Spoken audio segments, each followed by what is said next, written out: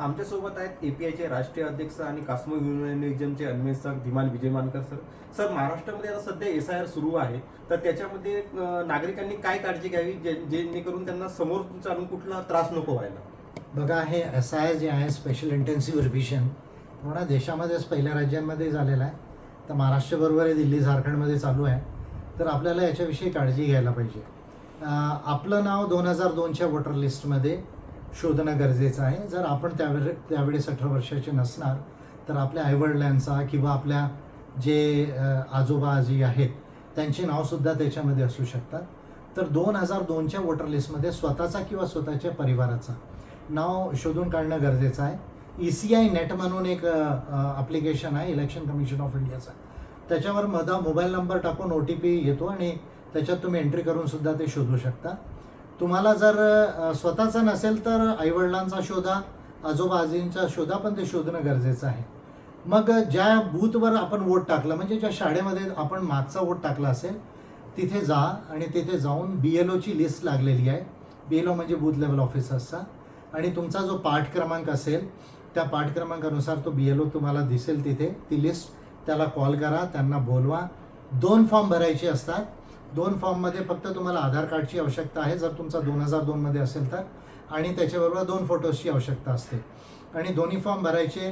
आपला epic number लिहायचा, आपल्या आईवडिलांचा जो काही रिलेव्हंट आहे तो एपिक नंबर लिहायचा.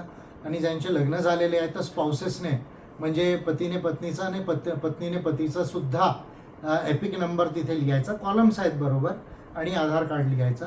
आणि त्याच्याबरोबर जे आहे साईन करायची स्वतःची, BLOची साईन घ्यायची, डेट आवश्यक टाकायला सांगायचा. आणि एक फॉर्म स्वतः ठेवायचा. आणि जो फॉर्म आपण BLOला हँडओव्हर करतायत त्याचा पण एक PDF जी आहे घेऊन ठेवा. एवढी काळजी आवश्यक करा. आणि दुसरं असं आहे की जे दूर असतील काय असतील त्यांचा 2002मध्ये जसं होत असेल आणि प्रेझेंट वोटर लिस्टमध्ये जर नाम असेल, एपिक नंबर जर त्यांच्याजवळ आहे तर ते ऑनलाईनसुद्धा ECI नेटच्या ॲप्लिकेशनने हा फॉर्म भरू शकतात. आणि जे लोक फिजिकली फॉर्म सबमिट करतील त्याच्यानंतर एक 5-7 दिवसानंतर BLOs त्याला अपलोड करतील. तर ते सुद्धा ECI नेटवर जाऊन जे आहे तुम्ही तुमचा एपिक नंबर टाकून बघू शकता की बाई फॉर्म सबमिट झाला आहे की नाही. जर फॉर्म सबमिट झालेला आहे तर यू कॅनॉट सबमिट म्हणून येईल अँड कॉन्टॅक्ट युअर BLO असेल तर ते कळून जायचं की बाई फॉर्म आपण सबमिट केलेला आहे. तर SIR हे जे होत आहे याला काळजीपूर्वक करून घ्या, याला इग्नोर करू नका. कारण जर इग्नोर नाही झालं तर मग वोटर लिस्टमध्ये नाव राहणार नाही. त्याच्यानंतर दुसरे त्रास चालू होतील. अभी आपका बर्थ सर्टिफिकेट लाव, तुमचं बर्थ सर्टिफिकेट आणा, तुमच्या शाळेचं सर्टिफिकेट आणा, किंवा तुमचा कम्युनिटी सर्टिफिकेटचं प्रमाण आणा, किंवा तुमचं गव्हर्नमेंटचं काही लँड अलोकेटेड असेल याचा आणा.